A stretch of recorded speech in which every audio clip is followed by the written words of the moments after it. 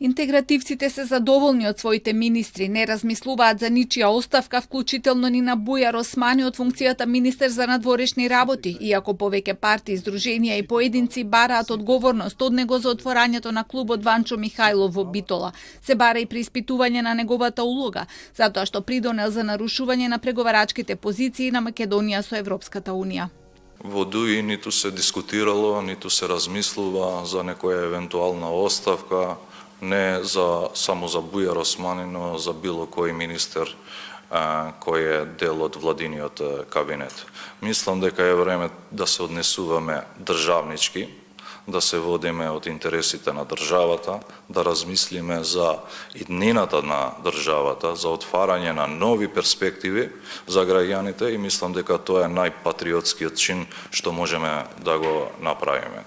Но опозицијата и денеска бара не само оставки, туку и одговорност. Политички ветери магла за пратеничката Силјановска аргументацијата на министерот дека е во прашање слободно движење на луѓе, стоки и идеи, кога зборуваме за официјални представници на странска држава, а не за културни дејци. Што не ќе чуеме од господинот Османи? не информирал за договорот од 2019 за заедничко славење на Самуил Кирил и Методи и Свети Климент и Наум, за да не поштеди од нервози, не баре сме го избрале за матичен национален лекар. Те не советува да се ослободиме од емоциите, да бидеме непристрасни и прагматични за да го фатиме европскиот воз.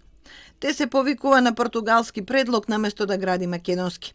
Замислете, својот културен идентитет го заштитил со Бадентерово мнозинство, односно со вето, а мојот неовластено го штити тој на негов таен начин. И ние го толерираме во името на европските цели. Така михајловизмот стана европски чекор за доктор Бујар Османи.